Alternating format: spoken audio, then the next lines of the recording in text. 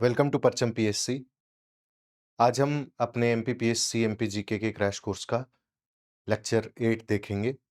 इसमें हम मध्य प्रदेश की पॉलिटी के बारे में चर्चा करेंगे। जैसे अपने पिछले लेक्चर्स में हम हिस्ट्री, ज्योग्राफी और कुछ पोर्शन इंडस्ट्रियल कॉरिडोर्स की अगर पिछले लेक्चर की बात करें तो इकोनॉमी रिलेटेड हमने देखा है।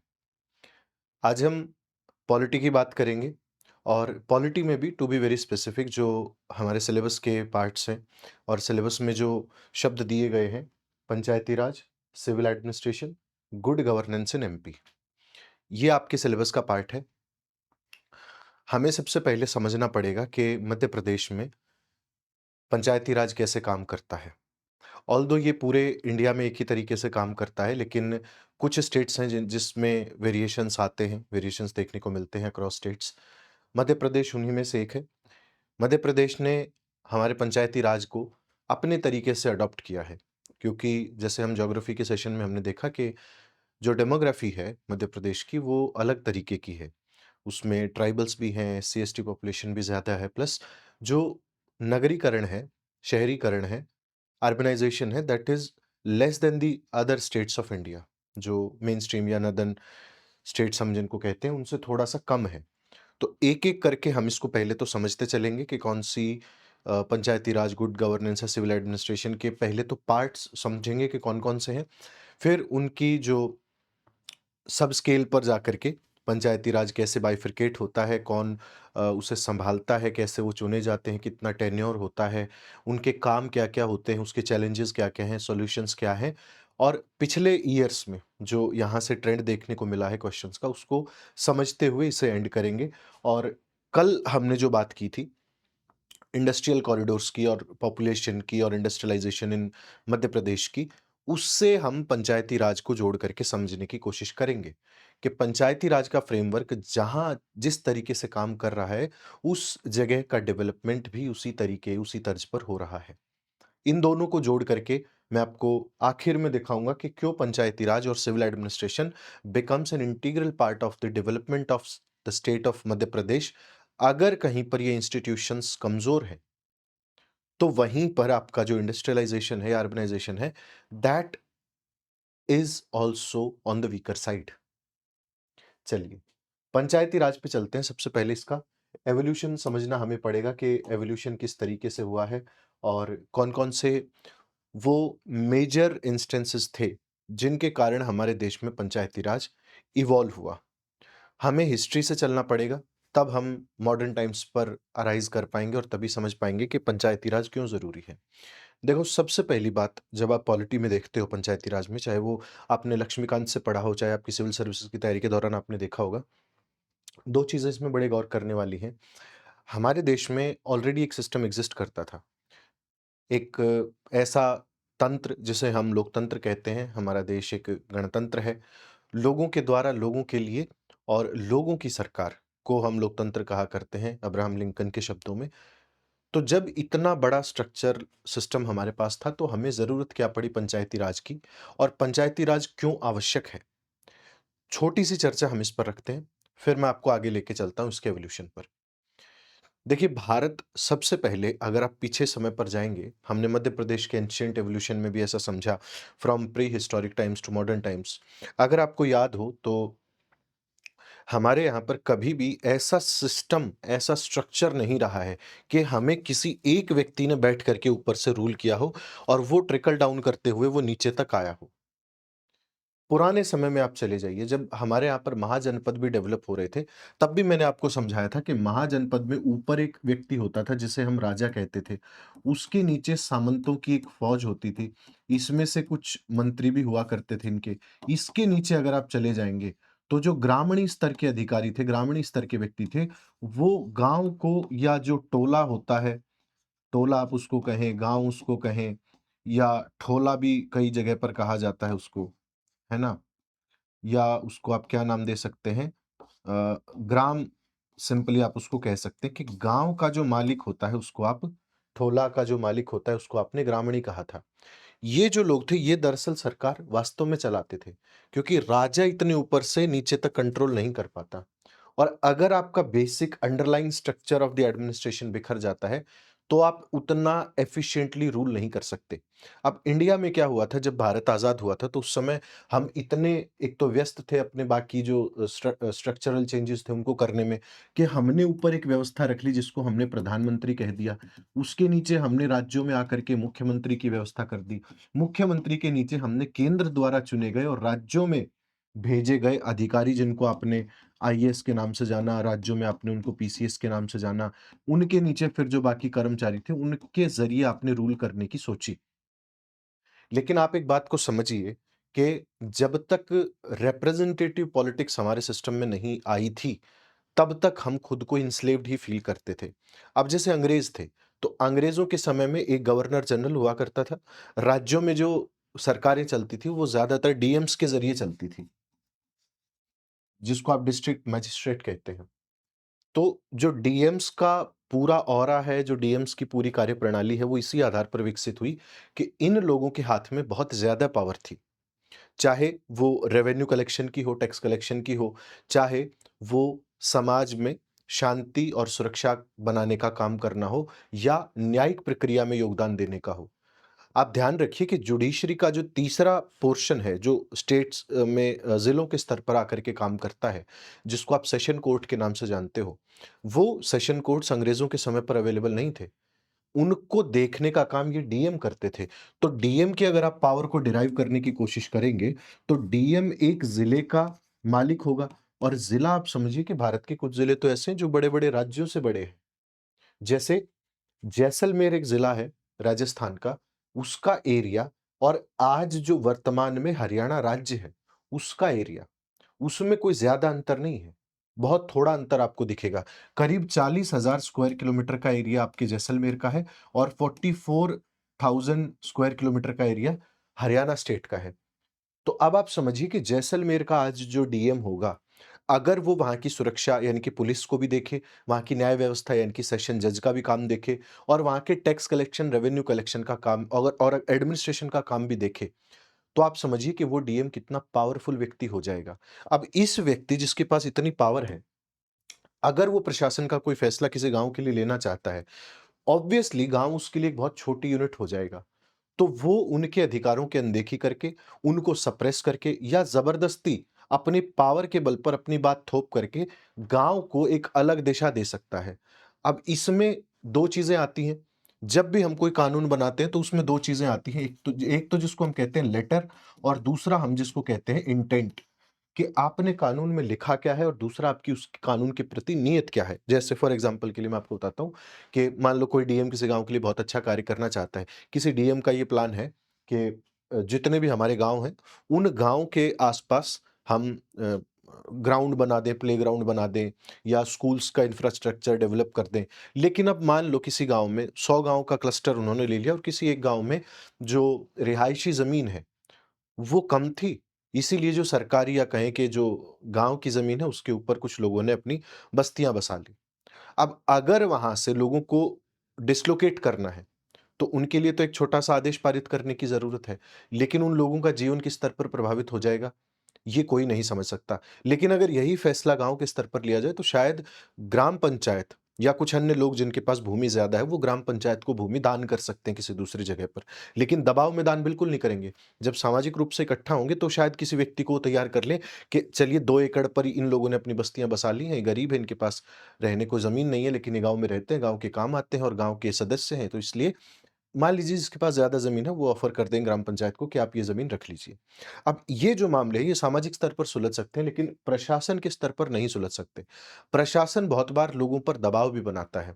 प्रशासन गाँव की ज़रूरतों को ना समझ करके लोकल एरिया की ज़रूरतों, समस्याओं, चैलेंजेज़ और जो वहाँ का स्ट्रक्चर है, सोशल स्ट्रक्चर उसको ना समझते हुए डायरेक्ट फ़ोर्स के ज़रिए काम करना स्टार्ट कर सकते थे।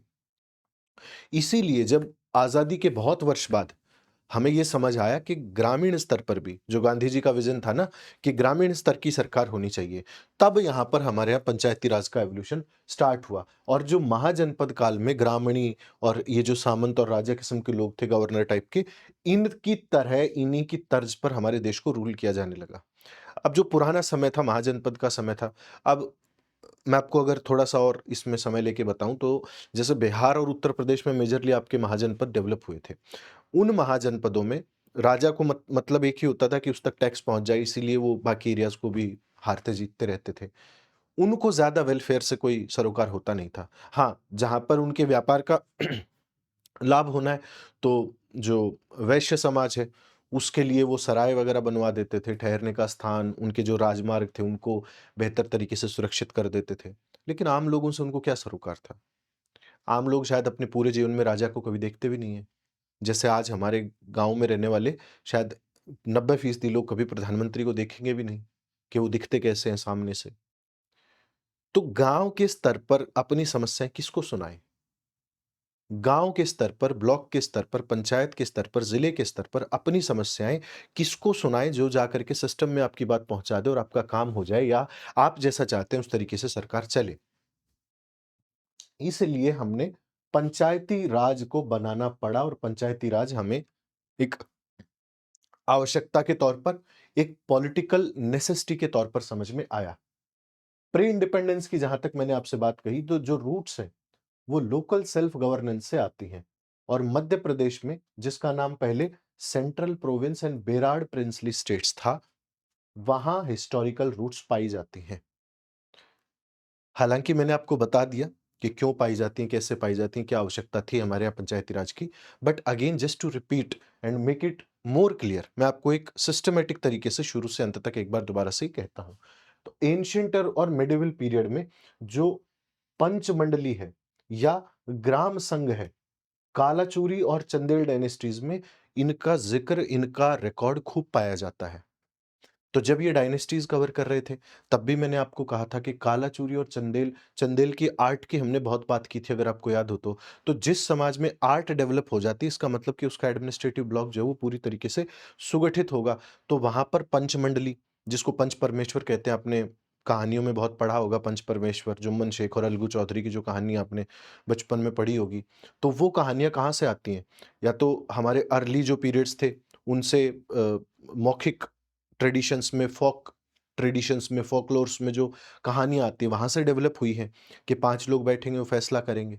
इसका मतलब जो लोग जहाँ रह रहे हैं, उनका दबदबा होगा अपने एरिया पर, वो अपने लिए कुछ डिसाइड कर सकते हैं। दूसरा, चंदेलों की अगर बात करें, तो ग्राम संघ बना रखे थे। अगर आप नॉर्थ में और थोड़ा-सा चलने लग जाएँ, मध्य प्रदेश से थोड़ा-सा बाहर निकल जाएँ, मैं इसको बाहर इसलिए लेकर के जा रहा हूँ क्योंकि ग्राम पंचायत या पंचायती राज का जो सिस्टम है, वो सरकार के द्वारा ट्रिकल डाउन हुआ है। सरकार ने एक एक्ट बनाया, पंचायती राज एक्ट, वो एक्ट भारत के सभी राज्यों में लागू हुआ। तो मध्य प्रदेश उनमें से एक है। तो इसीलिए मैं ये सिद्ध करना चाह रहा हूँ इस बातचीत में कि मध्य प्रदेश के स्पेसिफिक नहीं है पंचायती राज, बल्कि भारत की जो आत्मा है, भारत का जो स्वरूप है, यहाँ का जो कल्चर है, वो कल्चर ही ऐसा रहा है जहाँ आप लोगों को डायरेक्टली टॉप से रूल नहीं कर सकते। आपको लोकल गवर्नेंस लोगों को देना पड़ेगा, उसकी ज़रूरत आपको पड़ेगी। उस ज़रूरत को सिद्ध करने के लिए हम ये बात कर रहे हैं कि मध्य प्रदेश में तो कालाचूरी और चंदेल जो डायनेस्टी थी वो संघ और ये जो पंचमंडली है, इसके कांसेप्ट पर काम करती थी। अगर आप थोड़ा-सा ऊपर जाएँगे तो राजस्थान, हरियाणा जो पहले पंजाब का पार्ट था और यूपी, वेस्टर्न यूपी की अगर आप खासकर बात करें तो वहाँ पर आपको पंचायत, खाप पंचायत, टोला पंचायत इस तरीके के शब्द सुनने को मिलेंगे। बिहार में आप टोला शब्द बहुत सुनोगे। तो वो जो टोला है, वो जो कल्चरली, हिस्टोरिकली या ब्लड लाइन वाइज़ खुद को एक मानते हैं, वो लोग इकट्ठा होके अपने फैसले करते थे। इसीलिए प्री हिस्टोरिक टाइम्स में भी हम जो है अपने लोकल गवर्नेंस द्वारा रूल किए जा रहे थे, ना कि कोई बाहर से आके हमें रूल कर रहा था, कोई राजा फरमान दे रहा था कि ऐसा-ऐसा काम करो। लोग मिलकर बैठते थे, जो उनको अच्छा लगता था वो डिसाइड करते थे और उसी के आधार पर आगे काम करते थे। उसके बाद ब्रिटिशर्स आ गए थे। बीच में हालाँकि बहुत पीरियड ऐसा भी रहा जब हम ये चीज़ें भूल गए थे। जैसे खासकर सल्तनत पीरियड आया, मुगल पीरियड आया तो उन्होंने अपना रूल की एक अलग तरीके से व्यवस्था बना ली। हमारे यहाँ पर नवाब होने लगे, बादशाह होने लगे या छोटे-छोटे जो रियासतदार थे, ज़मींदार थे, उनको ज़्यादा महत्व दिया गया और ऐसा देखा गया कि उन लोगों का इन्फ्लुएंस भी ज़्यादा था because they held all the power, all the money and all the resources. So everybody was working for them and hence we forgot कि हमारे यहाँ पर एक ऐसा सिस्टम एग्ज़िस्ट करता था जिसमें सब लोगों का से होता था, सब लोगों की बात सुनी जाती थी।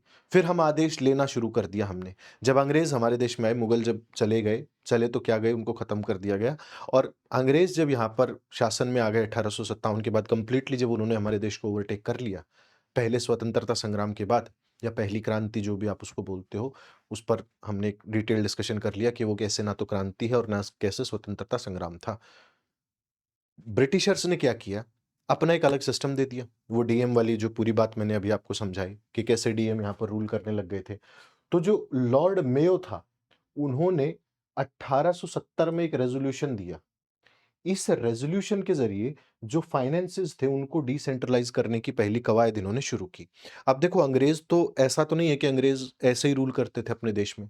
बट उनको एक बात समझ में आ गया और एक बात ध्यान रखना कि अंग्रेज़ों जितना दिमाग, अंग्रेज़ों जितना सिस्टमैटिक स्ट्रक्चर और उनके जितना सिस्टम में लग करके काम करने की निष्ठापूर्ण तरीके से काम करने की जो शैली है, वो शायद आज तक भारतीयों की भी नहीं डेवलप हो पाई है।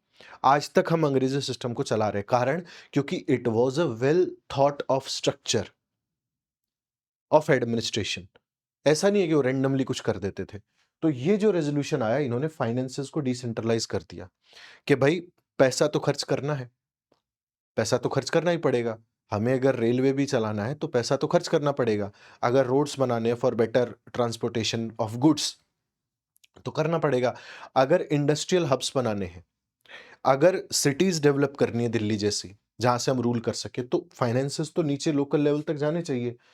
लॉर्ड रिपन का रेज़ोल्यूशन आया इनके बाद 1882 में, जिसे Magna carta of local self governance भी कहा जाता है। तो जो मेजर और जो सबसे बड़ा बदलाव आया, वो लॉर्ड रिपन के समय पर आया और इनके रेज़ोल्यूशन के कारण आया। मध्य प्रदेश स्पेसिफिक अगर बात करें तो central province and Berar local self governance act 1883 आया और ये पहला फॉर्मल लेजिस्लेशन था इस रीजन का जिसने डिस्ट्रिक्ट बोर्ड और लोकल बोर्ड को एस्टैब्लिश कर दिया। अब डिस्ट्रिक्ट बोर्ड और लोकल बोर्ड का अर्थ ही ये हुआ और ये चलो उस डिबेट में नहीं जाते हैं कि गांधी के कारण आया, अंग्रेजों के कारण आया, बट अंग्रेज़ों का भी इसमें बहुत बड़ा हाथ था और अंग्रेज़ों ने भी मदद की कि लोकली लोगों को इन्वॉल्व किया जाए। तो अंग्रेज़ों के बहुत सारे कारण थे अगर उसको आप डिस्कस करना चाहो कि क्यों अंग्रेज़ों ने भारत को लोकल सेल्फ गवर्नेंस दी। क्योंकि उस समय तक ये जो समय है 1883 तक आते-आते यहाँ तक कांग्रेस डेवलप नहीं हुई थी। Congress was formed in 1885। तो अंग्रेज़ों को पता ही नहीं चल रहा था what what is going on in the hinterland of India. लोग क्या सोच रहे हैं, लोग क्या चाहते हैं, उनको कुछ पता ही नहीं था। 1857 में क्रांति हो चुकी थी, तो 1857 से 1885 तक अगर बात करें, तो ये 26-27 साल होते हैं। इन 26-27 सालों में एक ये पीरियड ऑफ एम्बिग्यूइटी था कि लोगों ने यार अचानक से हमारे खिलाफ विद्रोह कर दिया, हमें तो पता ही नहीं चला। They somehow wanted to know कि लोगों में चल क्या रहा है। तो इसीलिए they wanted the people of India to come to the power, sit with them, discuss with them and tell them कि do you have any problem और नॉट। अगर लोगों को समस्या होगी तो निश्चित तौर पर ब्रिटिश सरकार को भी समस्या होगी। ये लेकर तो अपने फायदे के लिए आए थे, but they somehow figured out कि भारत में गाँव बसे हुए हैं अलग-अलग एरियाज़ में, उन गाँव को आपने पावर देनी पड़ेगी और जो बड़े-बड़े चंक्स हैं ऑफ विलेजेस, उनको आपने डिस्ट्रिक्ट्स में तोड़ना पड़ेगा। वहाँ पर एक व्यक्ति बैठाना पड़ेगा, जो आपको रिपोर्ट भेजता रहे और लोग शांत रहें, इसके लिए ज़रूरी है कि आप लोकल लेवल पर लोगों को पावर दे दो। फिर 1920s में बहुत सारे एक्ट आए, इसमें 1919 में मॉन्टेग्यू चेम्सफोर्ड सुधार आए थे, ये आप सब जानते हैं। उन सुधारों में भारत की राजनीतिक व्यवस्था को सुधारने की बात हो गई थी। अंग्रेज़ चाहते थे कि भारत के जो पॉलिटिकल पार्टीज़ हैं, लोग हैं, वो सरकारों में शामिल हों, असेंबलीज़ में सरकार बनाएँ, खुद को सेल्फ गवर्न करें या कम से कम जो लोगों से रिलेटेड मुद्दे हैं, उनको वो सँभाल लें कि कहीं पानी पहुँचाना है, कहीं बिजली पहुँचानी है, कहीं टेलीग्राम की व्यवस्था करनी है, लोगों के जो मुकद्दमे हैं, वो सुनने की व्यवस्था करनी है। ये चाहते थे कि लोग अपने एडमिनिस्ट्रेशन कम से कम हाथ में ले लें। अंग्रेज क्या चाहते थे? हमें मिलता रहे बस टैक्स। हम टैक्स लें, रॉ मटेरियल लें और यहां से भाग जाएं बाहर। तो ये जो 1920s के पोस्ट मॉन्टेग्यू चेम्सफोर्ड रिफॉर्म आए, इनमें CP and Berar village panchayat act 1920 भी था। और ये central province and Berar panchayat act जो आया, विलेज पंचायत एक्ट जो आया, इसने 3 लेवल पर पंचायत को एस्टैब्लिश कर दिया। इसमें जुडिशियल और एडमिनिस्ट्रेटिव पावर्स भी थीं। तो भारत में जो आपने पूरा स्ट्रक्चर देखा, समझा कि एक गाँव होता है, वहाँ एक पंचायत होती है, 5 व्यक्ति चुने जाते हैं जिनको पंच कहा जाता है। वो मिलकर के जुडिशियल फैसले भी ले सकते हैं। बाद में ये इतने पावरफुल हो गए, स्वयंभू हो गए कि सरकार के लिए प्रॉब्लम क्रिएट करने लग गए और सरकार ने इनको अबॉलिश करके अपने तरीके से पंचायती राज एक्ट बनाया और इनसे जो इनकी जुडिशियल पावर्स थी वो छीन ली। सिर्फ एडमिनिस्ट्रेटिव पावर इनको दे दी कि सरपंच बनेगा, सरपंच वो कार्य करेगा जिसके लिए सरकार उसे फंड एलोकेट करेगी।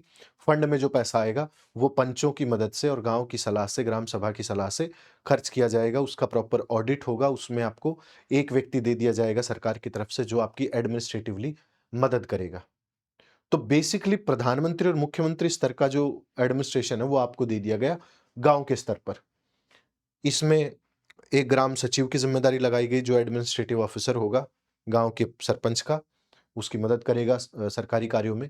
सरपंच जो है वो गाँव से बातचीत करके पंचों की मदद से गाँव में विकास कार्य करवाने पर ज़ोर देगा।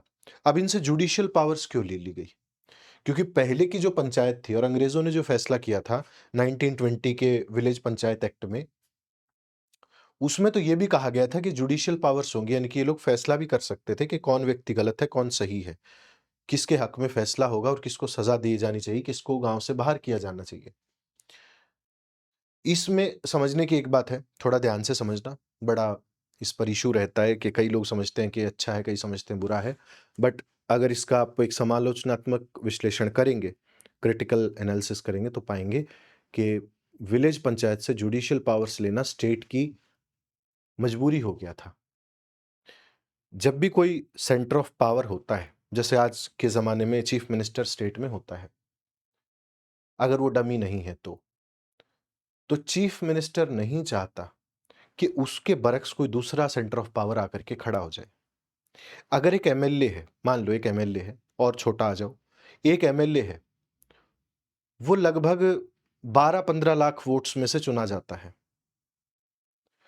अगर एक एमएलए अगर एक एमएलए बड़े राज्यों की अगर बात करें तो और कम में आ जाते हैं वो, करीब 10 लाख से भी कम वोट आ जाएँगे कि 10 लाख में एक एमएलए आप बना लेते हो। एमएलए को करीब 1 डेढ़ लाख वोट के करीब मिलते हैं, कई को 60-70 हज़ार मिलते हैं। तो करीब 4-5 लाख टोटल वोट्स में एक एमएलए आप बना लेते हो, इतने ही एरियाज़ होते हैं। अभी जैसे बिहार का एग्ज़ाम्पल है तो बिहार में करीब लगभग 70-80 हज़ार, 1 लाख वोट, 1 लाख सवा लाख वोट पर एमएलए जीत जा रहे थे और हारने वाले प्रत्याशी को भी लगभग इसका 70% मिल रहा था।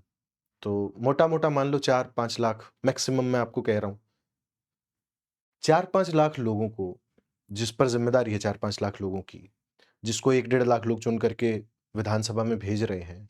अगर कोई ऐसी संस्था हो, जो 1 लाख लोगों को कंट्रोल करती हो और अपने म मन मुताबिक उनके मत को शिफ्ट करने की पावर रखती हो, तो एमएलए पावरफुल कहाँ रह जाएँगे? उनकी अकाउंटेबिलिटी तय हो जाएगी।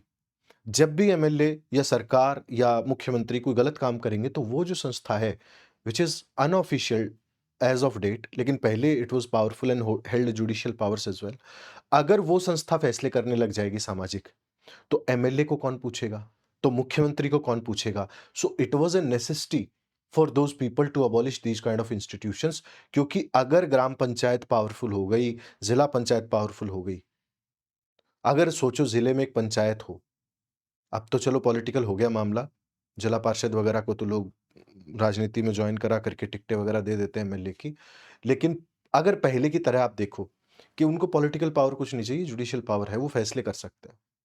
अगर इतनी इन्फ्लुएंशियल कोई संस्था है, तो वो तो फिर एक झटके में बदल सकती है, अपने जो रिप्रेजेंटेटिव्स हैं उनको, या उनको गिल्टी हेल्ड कर सकती है, उनकी अकाउंटेबिलिटी तय कर सकती है। तो कहने का कुल मतलब ये है कि सरकार ने ये जो जुडिशियल पावर्स थी इनको अबॉलिश किया, क्योंकि सरकार नहीं चाहती थी कि उनके बरक्स कोई ऐसा पावर सेंटर खड़ा हो जो उनकी अकाउंटेबिलिटी तय कर सके and which could question them.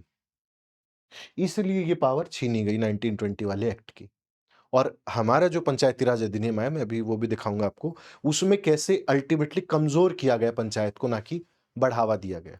But हाँ, हम एक पॉज़िटिव फ्रेम ऑफ माइंड से और पॉज़िटिव आउटलुक से उसको पढ़ने की कोशिश करेंगे, लेकिन जहाँ ज़रूरी है, वहाँ हम उसका क्रिटिसिज़्म भी करेंगे, ताकि आपको दोनों पहलू पता रहें और उस तरीके से आप अपने जो आंसर्स हैं, उनको कम से कम फ्रेम कर पाओ। पोस्ट इंडिपेंडेंस के एरा में 1947 से 1992 का एरा था, इसको आप एरा ऑफ एक्सपेरिमेंटेशन कहते हैं। आज़ाद जब हम हो गए, उसके बाद जो मॉडर्न एमपी थे, उसमें बहुत सारे लॉज़ आए, जो समय-समय पर बदलते रहे और लोकल सेल्फ गवर्नेंस का जो प्रिंसिपल था, उसको विजुअलाइज़ करने, उसको इम्प्लीमेंट करने की कोशिश करते रहे। पहला तो पंचायती एक्ट मध्य भारत का 1949 का था। विंध्य प्रदेश ग्राम पंचायत ऑर्डिनेंस 1949 और 1952 में भोपाल स्टेट पंचायत राज एक्ट आया। इसके बाद 1957 में काशी प्रसाद पांडे कमेटी का गठन किया गया और जब 1956 में, ये आप जानते ही हो कि रीऑर्गेनाइजेशन मध्य प्रदेश का कैसे हुआ था और कौन-कौन से जो मेजर प्रिंसली स्टेट्स थे उनको मिला करके एमपी बना था। तो 1956 में जब रीऑर्गेनाइजेशन हो गया तो एक कमेटी बनाई गई कि एक uniform systematic structure Madhya Pradesh को दिया जाए जिससे इसे रूल किया जा सके। तो इसने एक 3 टियर स्ट्रक्चर दिया जिसमें ग्राम, जनपद और जिला। तो ग्राम का मतलब होता है 1 गाँव, जनपद का मतलब होता है कम से कम 3 गाँव और जिले का मतलब हो गया कम से कम 15 से 20 गाँव।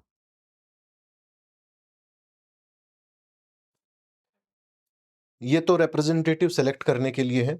अगर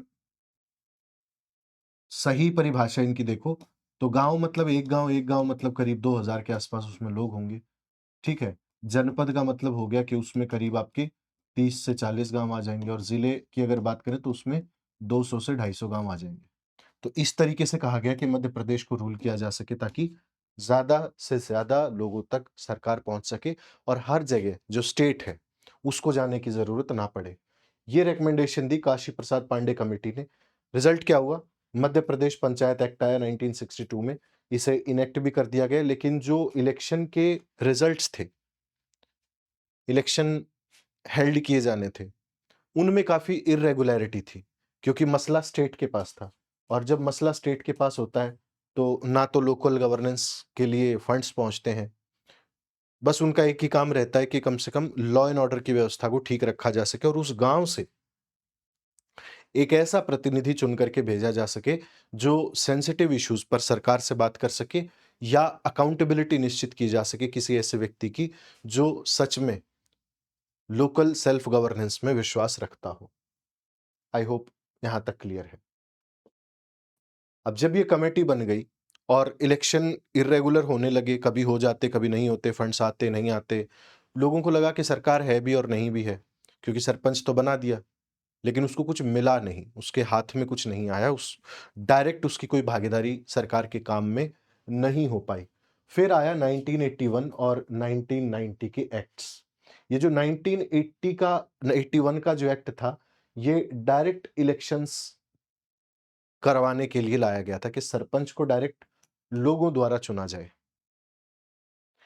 1990 का एक्ट ये कहता था कि ट्रांसपेरेंसी आए, पॉलिटिकल ट्रांजिशन जो हो रही थी एमपी में उसके कारण 73rd अमेंडमेंट एक्ट इसके लागू होने से पहले ही आ गया था। तो 1990 में एक एक्ट आया, ये लागू हुआ, लेकिन उसके बाद 1991 में जो सेंट्रल गवर्नमेंट थी, वो पंचायती राज अधिनियम ऑलरेडी लेकर के आ गई, तो इस एक्ट की ज़रूरत नहीं पड़ी।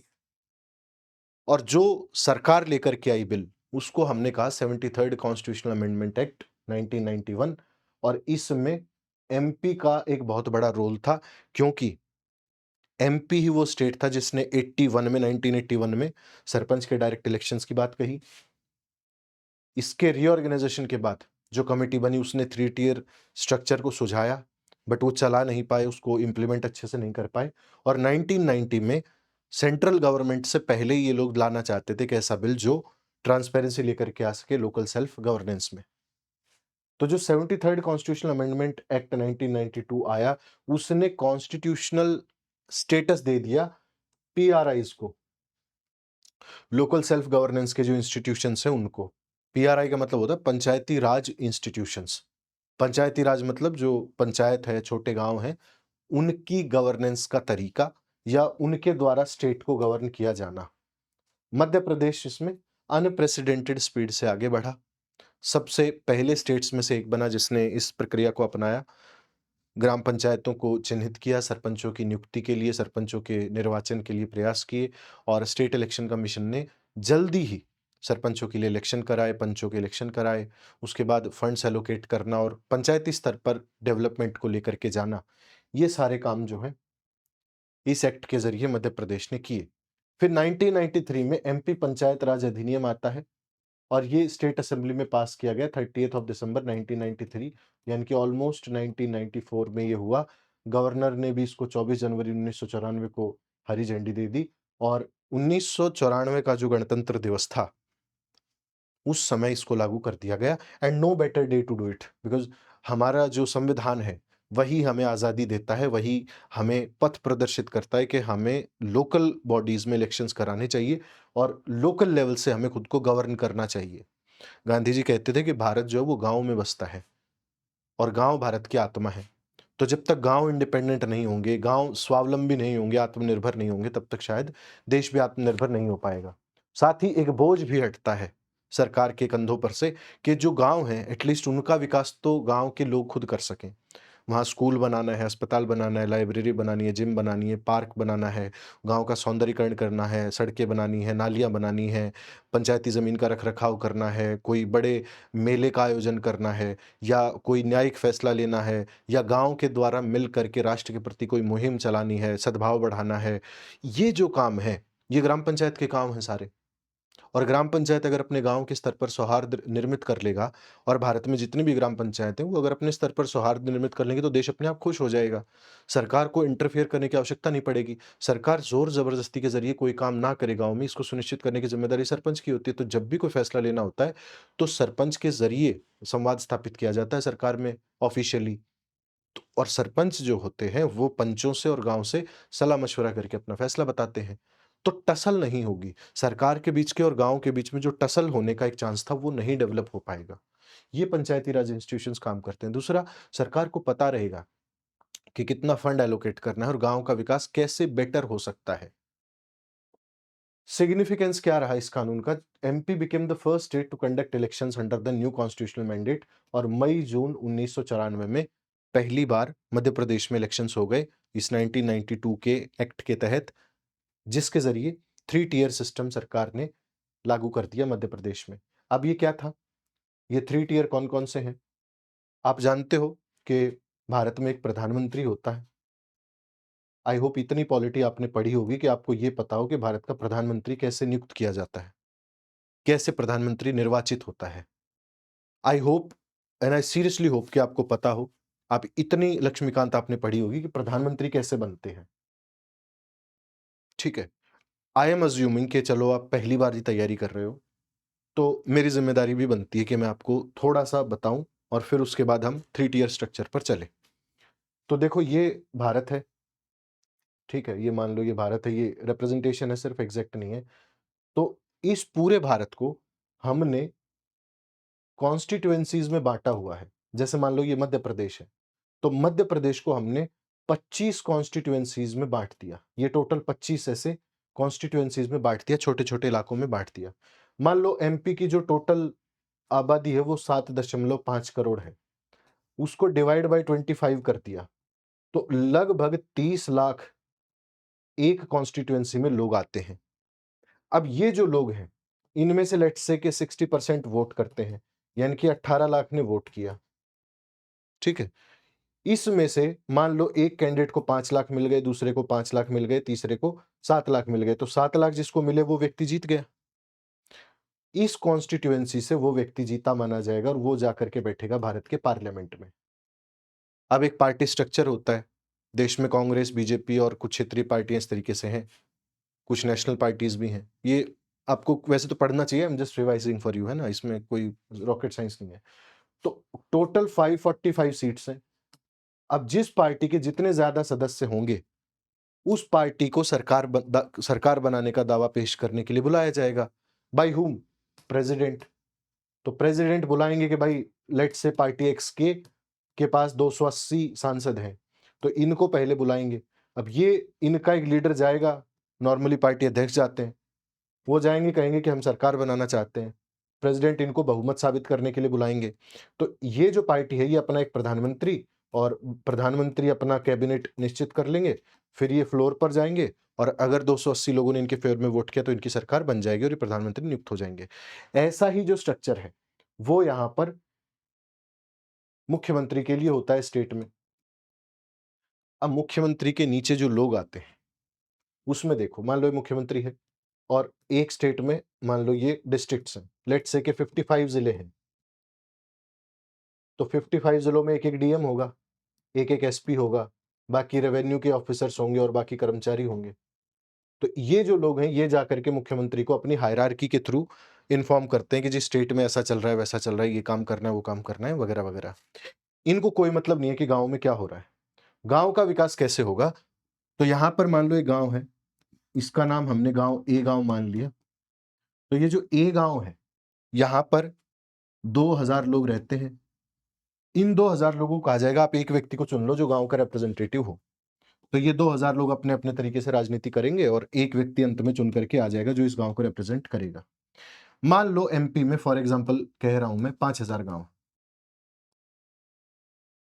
तो 5000 इलेक्टेड रिप्रेजेंटेटिव आ गए जो मध्य प्रदेश के गाँव को रिप्रेजेंट करते हैं। ठीक है? उसके बाद मान लो ये तो एक गाँव में जो फैसला करना है वो ये व्यक्ति ले लेगा गाँव की मदद से। लेकिन मसला अगर 2 गाँव के बीच का है, 3 गाँव के बीच का है तो कौन करेगा? तो फिर एक और लेवल ऑफ एडमिनिस्ट्रेशन बनाया गया, एक और लेवल ऑफ गवर्नेंस बनाया गया, जिसको कहा हमने ब्लॉक। तो 1 गाँव, गाँव, 3 गाँव, ब्लॉक। और इस ब्लॉक को गवर्न करने के लिए हमने एक बीडीसी बनाया, ब्लॉक डेवलपमेंट कमेटी। अब ये जो ब्लॉक डेवलपमेंट कमेटी है, ये कैसे बनती है? मान लो जैसे एडमिनिस्ट्रेशन में हमने बात की थी कि तहसील बनाई जाती है, कि ये तो राज्य है, राज्य के नीचे जिला आया और जिले के अंदर फिर तहसील आई, ठीक है? और फिर तहसील के नीचे गाँव आए। तो गाँव के लेवल पर जो इलेक्ट होते हैं वो सरपंच होते हैं, तहसील के लेवल पर जो इलेक्ट होते हैं उनको कहा जाता है बीडीसी, ब्लॉक डेवलपमेंट कमेटी। अब इस तहसील में मान लो 200 गाँव आते हैं और 200 गाँव में से लेट्स से कि 25 बीडीसी आपको इलेक्ट करने हैं। तो इस ब्लॉक के जो डेवलपमेंट की जिम्मेदारी होगी, वो इन 25 लोगों की होगी। अब वो चाहे 2 गाँव को कनेक्ट करने वाली सड़क बनाना हो या एक गाँव से दूसरे गाँव में पाइपलाइन लेकर के आनी हो या 2 गाँव के बीच में ट्रांसपोर्टेशन को लेकर के कुछ विकास करना हो, तो वो इन ब्लॉक लेवल के जो इलेक्टेड रिप्रेजेंटेटिव हो उनकी ज़िम्मेदारी होगी। फिर तीसरा जो स्तर आता है उसको कहते हैं ज़िला और इसको कहते हैं हम ज़िला पंचायत। अब ज़िला पंचायत में क्या है, मान लो ब्लॉक में 200 गाँव थे, ज़िले में मान लो कि 600 गाँव आते हैं। उन 600 गाँव के रिप्रेजेंटेटिव इलेक्ट किए जाएँगे। लेट्स से कि 40 गाँव पर एक रिप्रेजेंटेटिव आएगा, तो इसमें टोटल आ जाएँगे आपके 15 चौक 60, तो करीब 15 रिप्रेजेंटेटिव आ जाएंगे। और फिर इनमें से भी जैसे यहां 200 गांव में से 200 गांव में से हमने कहा था कि लेट्स से कि 20 रिप्रेजेंटेटिव आने हैं, तो ये 20 रिप्रेजेंटेटिव मिलकर के अपने में से एक व्यक्ति चुन लेंगे जिसको चेयरमैन बना दिया जाएगा। ये जो 15 लोग जिला पंचायत में इलेक्ट होकर के आए, ये अपने में से एक व्यक्ति को चुन लेंगे जिसे जिला परिषद का चेयरमैन बोला जाएगा। और ये जो चेयरमैन होता है ये कई बार एमएलए से ज्यादा पावरफुल होता है। एडमिनिस्ट्रेटिवली बात कर रहे हैं क्योंकि एमएलए तो एमएलए होता है, लेकिन जो जिला परिषद का चेयरमैन होता है वो बहुत लोगों के द्वारा चुना जाता है और उसके बाद अपने ग्रुप के अंदर भी बहुत सारे लोगों द्वारा उसका चुनाव करवाया जाता है। तो ये निश्चित तौर पर पावरफुल होगा। ऐसे हमारा स्ट्रक्चर काम करता है मध्य प्रदेश के अंदर। ये वही चीज़ें हैं जो अभी मैंने आपको समझाई, बताई, वही चीज़ें यहाँ पर लिखी हुई हैं कि स्ट्रक्चर कैसा होता है पंचायती राज इंस्टीट्यूशंस का मध्य प्रदेश में। तो 3 टियर हायरार्की होती है, पॉपुलेशन बेस्ड एडमिनिस्ट्रेटिव यूनिट्स कहलाती हैं ये। ग्राम पंचायत विलेज के लेवल पर होती है। इसमें 1000 या आम तौर पर करीब आज गाँव की पॉपुलेशन बढ़ गई है तो 2-3 हज़ार तक इनकी पॉपुलेशन हो सकती है। कुछ गाँव ऐसे भी हैं जिनमें 5-6 हज़ार की पॉपुलेशन होती है, तो वहाँ पर 2 पंचायतें बना ली जाती हैं। इसमें पंच चुने जाते हैं। तो मान लो गाँव में 1000 लोग रहते हैं। 1000 लोग एक सरपंच को चुनेंगे, लेकिन उसके नीचे जो एडमिनिस्ट्रेटिव व्यवस्था होगी तो वहाँ पर 5 पंच चुनने की भी व्यवस्था है। अब इन 1000 लोगों को वार्ड में बाँट दिया जाएगा। वार्ड किसको कहा जाता है? मान लो 1000 वार्ड वैसे कहते हैं इंग्लिश में वार्ड, आप वार्ड बोल सकते हो हिंदी में। तो 1000 लोग हैं, इनको 200-200 के क्लस्टर में बाँट दिया। तो 200 लोग यहाँ वोट करेंगे, 200 यहाँ वोट करेंगे, 200 यहाँ करेंगे, 200 यहाँ करेंगे, 200 यहाँ करेंगे और इन 200 लोगों को एक व्यक्ति को चुनना होगा। एक तो ये 1000 में से चुनेंगे, एक पूरा गाँव वोट करेगा एक आदमी चुनने के लिए, उसको सरपंच बना देंगे और फिर 200-200 के जो क्लस्टर्स हैं, कि भई हमारी गली का रिप्रेजेंटेटिव कौन है, हमारे मोहल्ले का रिप्रेजेंटेटिव कौन है, तो वो जो मोहल्ले का रिप्रेजेंटेटिव है ना गाँव का, उसको आपने कह दिया पंच और जो पूरे गाँव का रिप्रेजेंटेटिव है उसको आपने कह दिया सरपंच। तो पंच और सरपंच 2 लोगों को चुनने की ज़िम्मेदारी होती है। ये जो वार्ड्स बना दिए जाते हैं पर पंचायत, कितने भी हो सकते हैं डज़न्ट मैटर कि वैसे बोलने को पंच बोला जाता है तो आमतौर पर 5 लोगों का चुनाव होता है, लेकिन ऐसा कोई ज़रूरी नहीं है कि 5 ही लोग चुने जाएँ, कितने भी हो सकते हैं, जितना बड़ा छोटा गाँव होगा उस हिसाब से ये संख्या बदलती रहती है। तो सरपंच हो गया, directly elected head of the village. उप सरपंच भी कई बार चुन लिया जाता है। उप सरपंच क्या होता है कि जैसे सरपंच तो ऑफ़िशियली चुन लिया गया, तो अब गाँव में टसल अलग तरीके की रहती है। तो जो पंच चुन कर के आते हैं, वो एक व्यक्ति को और चुन लेते हैं कि इस एक व्यक्ति को तो गाँव ने चुना है मान लो, एक व्यक्ति को तो गाँव ने चुना है पूरा, वो तो सरपंच हो गया। अब जो 5 व्यक्ति इलेक्ट होकर के आए हैं, वो भी ये समझते हैं कि हम भी कुछ हैं, हमारी कलेक्टिव पावर क्या है? तो उन 5 लोगों में से एक व्यक्ति वो चुन लेते हैं, अपने आप में से ही कि भई ये हमारा लीडर है, उसको उप सरपंच बोला जाता है। तो वो जो उप सरपंच होगा ना, वो सरपंच और उप-सरपंच का तालमेल जब तक नहीं बनेगा, क्योंकि जो पंच है वो तो उप-सरपंच के हाथ में है और बिना पंचों की सहायता के सरपंच कुछ कर नहीं सकता। तो गाँव के जब बड़े फैसले होंगे जो सरपंच ने सोच लिए हैं या ग्राम सभा की मदद से हल कर लिए हैं या जिन पर काम करना है, तो जब तक वो उप-सरपंच तैयार नहीं होगा, वो जो पाँचों पंच हैं वो तैयार नहीं होंगे, तब तक विकास नहीं हो सकता, तब तक काम नहीं हो सकता। तो पंचों के मालिक को उप-सरपंच और जो गाँव द्वारा इलेक्टेड रिप्रेजेंटेटिव उसको सरपंच कहा जाता है। हालाँकि उप-सरपंच जैसी कोई व्यवस्था है ना, ये कोई इसमें नहीं है, मैंडेट में नहीं है, बट ये लोग चुन लेते हैं। तो वो भी एक परंपरा सी बन गई है कि चुनना ही है। पंचायत सेक्रेटरी गवर्नमेंट के द्वारा अपॉइंट किया जाता है, इसको आमतौर पर ग्राम सचिव कहा जाता है। तो कई बार आपने देखा होगा आपके भी एग्ज़ाम्स वगैरह होते हैं ग्राम सचिव को लेकर के, तो ग्राम सचिव गाँव के लेवल पर या लोकल गवर्नेंस के लिए ठीक-ठाक पद माना जाता है, क्योंकि गाँव एक अलग ही दुनिया है, ठीक है? गाँव अपने आप में एक एडमिनिस्ट्रेटिव यूनिट है। इस पर एक बहुत अच्छी वेब सीरीज़ भी बनी, जिसको बहुत मकबूलियत हासिल हुई। उसका नाम भी पंचायत ही था। तो पंचायत सीज़न 1, 2, 3 ऐसे करके एक पूरी वेब सीरीज़ बनी है, उसमें आप देखोगे कि एक एडमिनिस्ट्रेटिव यूनिट बेसिकली एक ग्राम सचिव की कहानी है। ये जो लास्ट वाला हमारा था ना ये वाला कि एडमिनिस्ट्रेटिव हेड कौन होता है? तो एक ग्राम सचिव होता है जिसे गवर्नमेंट देती है, जैसे चीफ सेक्रेटरी होता है मुख्यमंत्री के लिए या मुख्य सलाहकार होते हैं हमारे प्रधानमंत्री के लिए। तो वैसे ही ग्राम सचिव की भी ज़िम्मेदारी होती है कि जो administrative at the local level है, पंचायत के स्तर पर उसको चलाए, सरकारी काम-काज वो करे, पढ़ा-लिखा आदमी होता है। तो पंचायत के स्तर पर कैसे राजनीति होती है, लोग कैसे सरपंच बनते हैं, कैसे गाँव के इश्यूज़ होते हैं, कैसे पॉलिटिक्स को ड्राइव किया जाता है या कैसे एक बड़ा सुखद सा अनुभव भी होता है कई बार इसका उल्टा भी हो जाता है वैसे तो। लेकिन बड़ा आनंददायक ये है, तो इसको अगर पंचायत को थोड़ा-सा समझोगे, तो इसके एंगल से भी आप समझ सकते हो, ठीक है? जनपद को कहा इन्होंने, ब्लॉक लेवल कहा।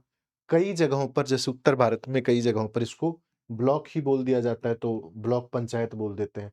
कई जगह पर ब्लॉक को जनपद कहा जाता है, क्योंकि उन इलाकों में पुरानी जो व्यवस्थाएँ थी एडमिनिस्ट्रेशन की, वो जनपद की ही थी। तो इसमें 313 टोटल ब्लॉक्स हैं मध्य प्रदेश में। टोटल आबादी है 7.5 करोड़। 7.5 करोड़ को 313 से भाग कर दो, तो आपको पता चल जाएगा कि कितनी पॉपुलेशन के ऊपर एक जनपद बना हुआ है। जैसे फॉर एग्ज़ाम्पल इसको आसान करने के लिए 313 की बजाय मैं इसको 300 से अगर भाग करूँ, तो 75 को अगर मैं 3 से भाग करूँ, तो 15 तिये 75, तो करीब 1.5 लाख की पॉपुलेशन के ऊपर एक जनपद पड़ता है और वहाँ से एक व्यक्ति का चुनाव होता है। उसको आपने कह दिया ब्लॉक लेवल का मेंबर। अब 1 डेढ़ लाख में तो कई बहुत सारे गाँव आ जाएँगे, तो उतने गाँव से चुन करके ये रिप्रेजेंटेटिव जाते हैं। मेंबर जो है 10 या मैक्सिमम 25 गाँव मिला करके, अब मान लो एक गाँव की पॉपुलेशन आजकल 3-4 हज़ार तो होती है, तो 20 गाँव उसमें मिल लिए तो 1 लाख तो हो ही गया ना। वही हमने एक एवरेज निकाला है, तो इतना डायरेक्टली उस कैलकुलेशन को इतना सीरियस मत लेना, बट जस्ट फॉर समझाने के लिए मैंने आपसे कहा। ठीक है? तो सभी जो एमएलएज़ होते हैं, वो इसके एक्स ऑफिशियो मेंबर्स होते हैं और 20% of the sarpanch bye rotation इसके मेंबर्स ऑटोमेटिकली बन जाते हैं, एक्स ऑफिशियो मेंबर्स उनको कहा जाता है। सीईओ जो होता है, एक स्टेट सर्विस का व्यक्ति होता है, चीफ एग्जीक्यूटिव ऑफिसर सीईओ, वो इसका अध्यक्ष होता है। तो आपने देखा होगा कि फलां आईएएस अधिकारी को सीईओ बना दिया गया, सीईओ बना दिया गया। तो सीईओ का मतलब ये होता है कि वो ये जो जनपद पंचायत है ना, उसका एडमिनिस्ट्रेटिव ऑफिसर है वो। जैसे ग्राम सचिव गाँव पर है, वैसे ब्लॉक के लेवल पर वो सीईओ बनता है। बहुत सारे आईएएस ऑफिसर्स को आजकल बनाया जाता है। पीएससी ऑफिसर्स को भी बनाया जाता है, जो सर्विस कमीशन के स्टेट सर्विस कमीशन के थ्रू जो ऑफिसर्स बनते हैं उनको भी। जिला पंचायत में एक जिले की एक जिला पंचायत होती है। 55 जिले हैं 2026 के अनुसार। डायरेक्टली मेंबर्स के द्वारा चुने जाते हैं, मिनिमम 10 हो सकते हैं, मैक्सिमम 35 ये हो सकते हैं। तो मान लो एक जिले में 10 जिला पार्षद चुन करके आए। इन 10 जिला पार्षद ने मिलकर के एक व्यक्ति को चुन लिया जो जिले को रिप्रेजेंट करेगा। तो ये चेयरमैन जो होता है ये बड़ा पावरफुल कई बार माना जाता है लोकल लेवल पर, क्योंकि एक तो डायरेक्टली गाँव से चुन करके आया है, ग्राउंड से आया है और जो उसके कलीग्स हैं, वो अपने-अपने एरिया में स्ट्रॉन्ग हैं, तो वो मिल कर के कई बार बहुत कुछ कर सकते हैं। सभी एमपीज़ जो होते हैं वो इस जिला पंचायत के एक्स ऑफिशियो मेंबर्स होते हैं, मतलब ऑटोमेटिकली उनको सदस्यता मिलती है। एमएलएज़ जो होते हैं उस जिले के, वो इसके एक्स ऑफिशियो मेंबर्स होते हैं और चेयरपर्सन ऑफ द जनपद पंचायत जो होता है वो भी इसका एक्स ऑफिशियो मेंबर हो जाता है। सीईओ जिला पंचायत एक आईएएस होता है या सीनियर स्टेट सर्विस का ऑफिसर होता है, उसको सीईओ जिला पंचायत बोला जाता है। वो इसका एडमिनिस्ट्रेटिव हेड होता है। जैसे गाँव में, ब्लॉक में, ज़िले में जो अधिकारी प्रशासनिक काम करते हैं, उनको ये बोला जाता है, सीईओ यहाँ भी काम करता है। फिर देखो, पंचायती राज मध्य प्रदेश में कैसे उसका एवोल्यूशन हुआ, ये तो आप समझ चुके हो। पुराने समय से लेकर के मौजूदा समय तक कैसे पंचायती राज का एवोल्यूशन हुआ।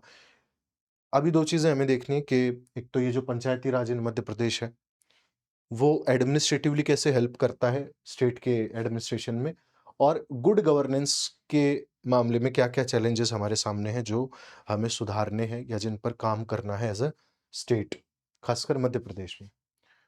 तो 2001 में एमपी एक रिवॉल्यूशनरी कांसेप्ट लेकर के आया।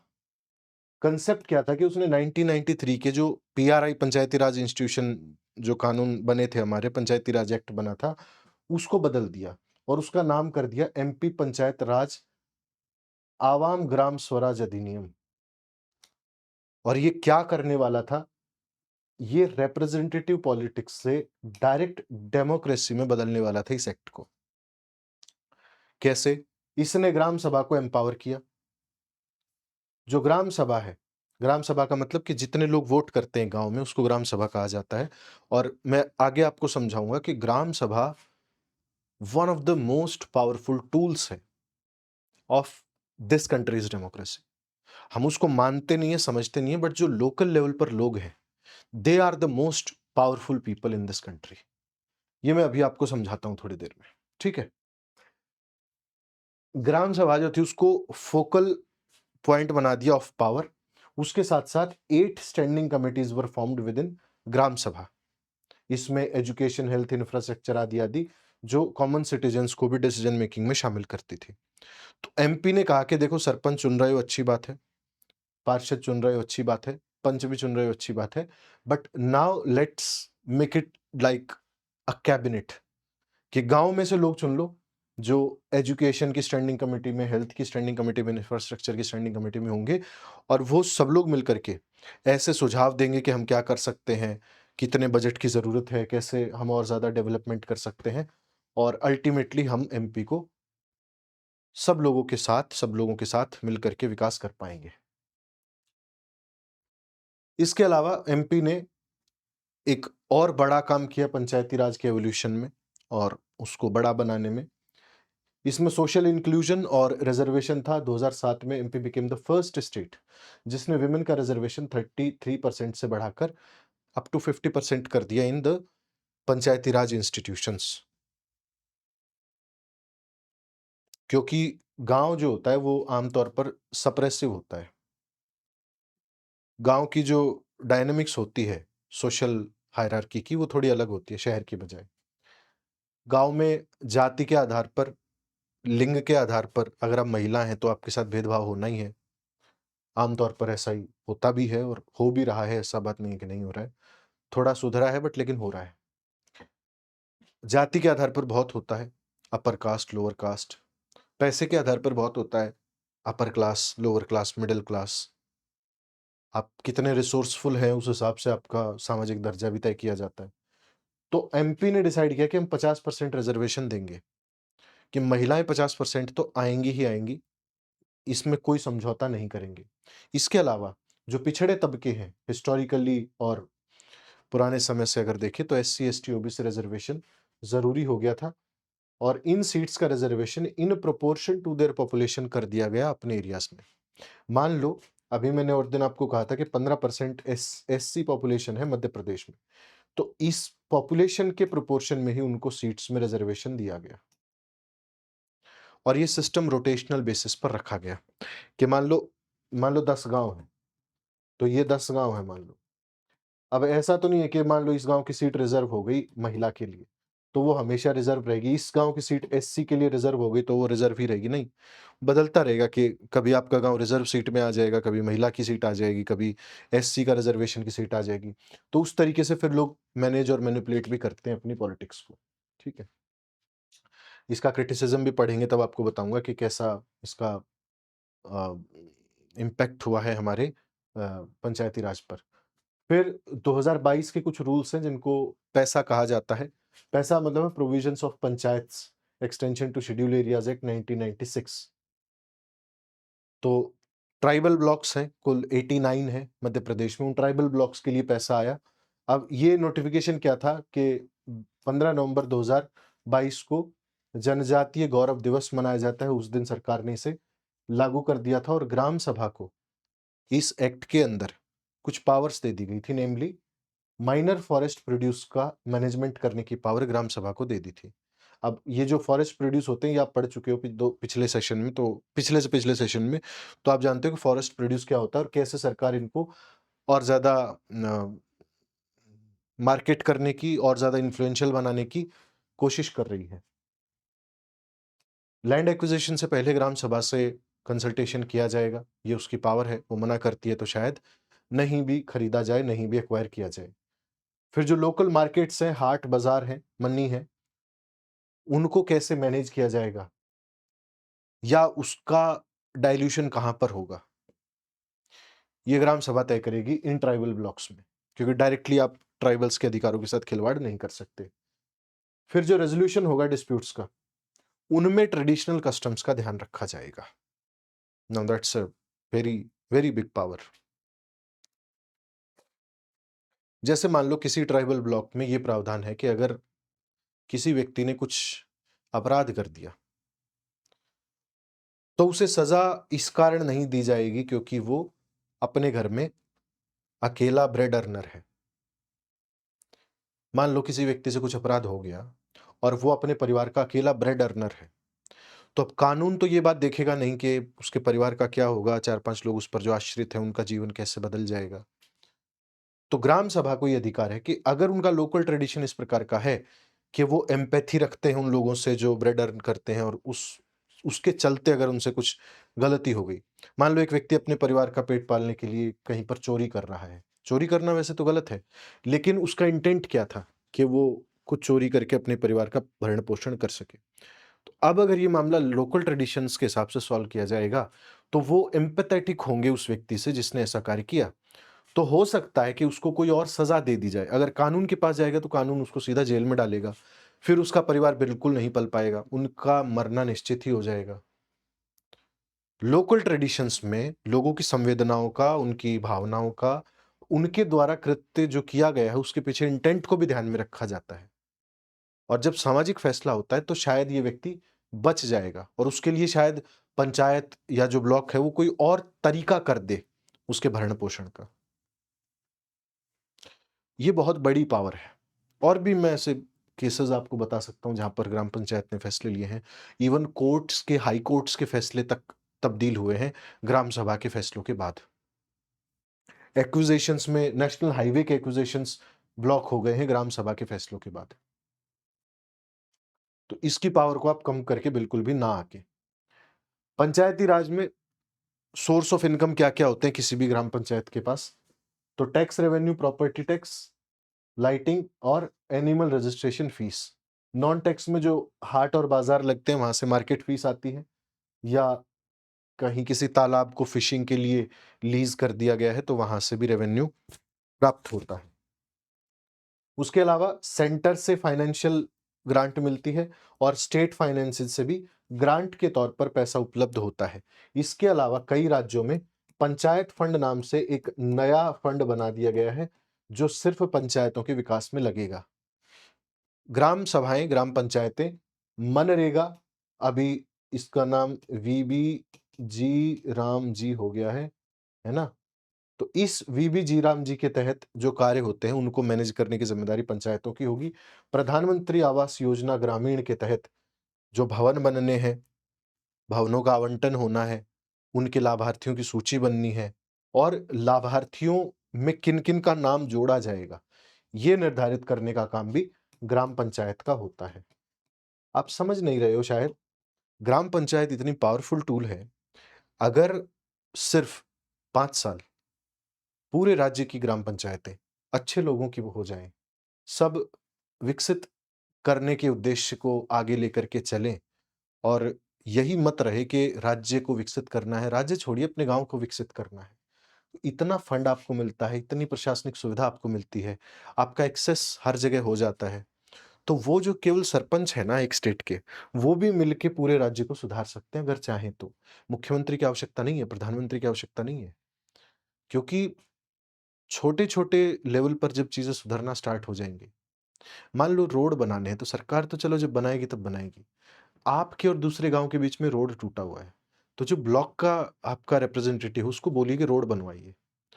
आपके यहाँ तालाब नहीं है, आपके यहाँ लाइब्रेरी नहीं है, स्कूल नहीं है, पशुओं और मनुष्यों का अस्पताल नहीं है, सड़कें टूटी हुई हैं, गलियाँ टूटी हुई हैं, नालियाँ टूटी हुई हैं, कुछ भी इस तरीके के जो काम हैं, अगर सिर्फ़ ग्राम पंचायतों के रिप्रेजेंटेटिव्स 5 साल ये सोच लें कि हमें विकास करना है, तो आपको सीनियर लेवल ऑफ एडमिनिस्ट्रेशन जो है ना, स्टेट लेवल का, उसकी आवश्यकता ही नहीं पड़ेगी। और सही मायनों में जो स्टेट एडमिनिस्ट्रेशन होता है, उसकी ज़िम्मेदारी भी नहीं होती, उसका काम और कुछ होता है। तो बहुत पावरफुल टूल है पंचायती राज इंस्टीट्यूशन। हम बस समझ नहीं रहे हैं, शायद उतना ध्यान दिया नहीं गया है। हम सीधा एमएलए को टारगेट करते हैं, एमपी को टारगेट करते हैं because that's what we know कि भई हमारे पहुँच से बाहर है, हम बोलते रहेंगे कुछ नहीं हो पाएगा। लेकिन अगर हम अपने सरपंच को पकड़ने लग जाएँ, अपने बीडीसी को पकड़ने लग जाएँ, अपने जो ज़िला पंचायत के रिप्रेजेंटेटिव उनको पकड़ने लग जाएँ ना, तो हमारे काम बहुत जल्दी हो सकते हैं और देश का विकास भी जल्दी हो सकता है। ठीक है? तो ये टोटल एवोल्यूशन और जो बाकी चीज़ें हैं, वो हमने कर लिया और गुड गवर्नेंस में फिर जैसे कुछ चैलेंजेज़ वगैरह हैं, उनको आप समझ सकते हैं कि चैलेंजेज़ क्या-क्या आते हैं। तो चैलेंज ये एक तो हम समझ नहीं रहे हैं उसकी पावर को। दूसरा जो रिज़र्वेशन है, उसमें कई बार जो सरपंच पति नाम से आप एक सुनते होंगे कि महिला की जब सीट है तो उसका पति एडमिनिस्ट्रेशन चलाता है। जैसे पंचायत सीरीज़ में भी जो लेडी हैं, क्या मैं उनका नाम भूल रहा हूँ, स्मरण नहीं है मुझे। तो वो जो लेडी हैं वो सरपंच हैं, बट उनके पति जो है वो सरकार या फिर जो भी एडमिनिस्ट्रेशन है वो चलाते हैं गाँव का। तो रिज़र्वेशन में बेसिक प्रॉब्लम यही है। दूसरा, फंड्स कभी-कभी नहीं आते हैं ग्राम पंचायतों में, तो फंड्स की कमी हो जाती है। तीसरा, जातिवाद को बढ़ावा मिल जाता है कई बार, फ्रेगमेंटेशन हो जाता है विलेज में जब पंचायत इलेक्शंस होते हैं, संबंध खराब हो जाते हैं लोगों के। और भ्रष्टाचार तो है ही कि जो सरपंच हैं वो अलग-अलग कृत्यों में लिप्त पाए जाते हैं, उसके लिए सरकार को अलग एक लेवल ऑफ एडमिनिस्ट्रेशन बनाना पड़ता है ताकि सरपंचों की जाँच की जा सके। तो ये है मेजर जो पंचायती राज इंस्टीट्यूशंस हैं। आई होप ये सब क्लियर हो गया है आपको।